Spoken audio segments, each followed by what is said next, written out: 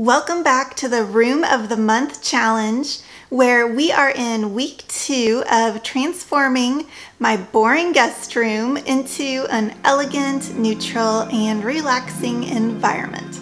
So now when my guests come over, they're going to feel really comfortable and welcome.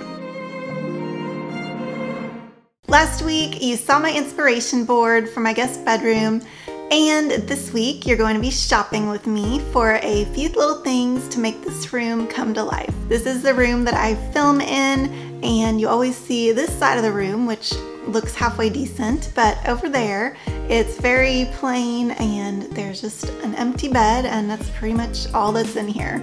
I don't want to spend a lot of money on this room, so I'm going to be doing some DIYs and using a few things from around my house to dress this bedroom up for as little money as possible. I just want to say hello and welcome if you're new to Artsy Cupcake. My name's Maria and I'm a full-time graphic designer, so I love being creative every day and I like sharing my creativity with you.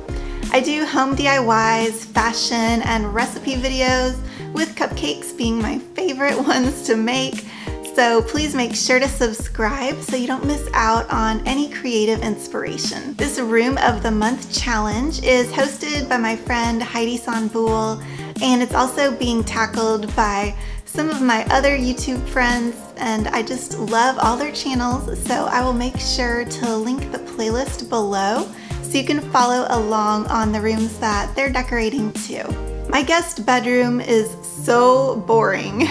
I really want it to be light and bright and cheerful, but I want to stick with a neutral theme because that's what I have in my whole house. I've got the grays and the taupes and the beiges, and I just think it's a really soothing color palette. So just a little reminder of my inspiration board from last week's video. From looking at these photos again, the things that really stand out are a headboard. I don't have one of those.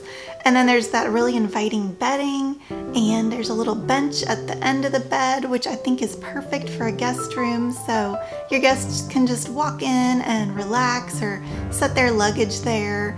But I also thought about putting a luggage rack in here somewhere if I can make it fit, because it is sort of a small room. And then I really like the light colored curtains, so I did do some shopping for those, and I did do some shopping for the 2 nightstands with the matching lamps. I found this luggage rack on Amazon and I have ordered it. We'll see how it fits in the room when it gets here. I don't have any matching nightstands in my whole house, so that's going to be a DIY, since usually nightstands are, I mean, you can find them for maybe $75, but usually they're maybe up to $200 for a decent one. So I saw these wooden pieces at Walmart that I might be able to put together into nightstands. They had quite a few different sizes and types of wood panels and crates at Walmart. And I liked these whitewash ones because I think I might not even need to end up painting it if it looks good with the other decor in the room. I looked around online for some legs for these, and I found 6 metal legs that I'm going to attempt to put on these wooden pieces. We'll see how that works out. When I was in that craft aisle at Walmart, I also saw some canvases that were super cheap. I wanted to do one big long painting in the bedroom, maybe above the headboard or on one of the other empty walls, but 2 smaller canvases are cheaper than buying one giant canvas. So I thought this would be great to do like a diptych on for either right above the headboard or maybe on the wall where the dresser is. And I also grabbed some acrylic paint that I might need to make the neutral painting.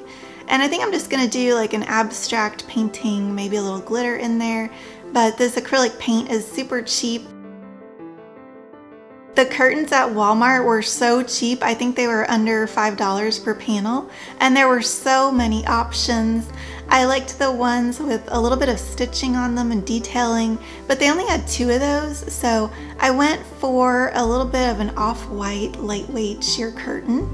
And I got 4 panels because I want to make sure the curtains look really nice and full. Since we only have 1 window in the room, I really want to make it stand out. I think that these curtains will look so soft and elegant in the bedroom. I have an abundance of pillows sitting around my house. I just have to gather them all up, and I think I'm going to be good there with the bedding. I did mention that I wanted to add like a pop of color, so I'm just gonna see how everything comes together, and if it's looking a little bland, I think I could accomplish that pop of color for very little cost with incorporating something into the bedding. But we might not need to do that. We'll just see how it looks when I put everything in the room together next week.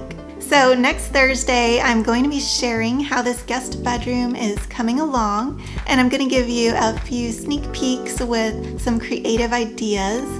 Then it will already be time to reveal the room after that. So this month is going really fast. Is that how it is for you guys? I think it's something to do with the holidays approaching. It always seems like these last months of the year really fly by. Make sure to subscribe so you can come along on this guest bedroom makeover journey with me. Thank you so much for watching, and I hope you have a very happy day.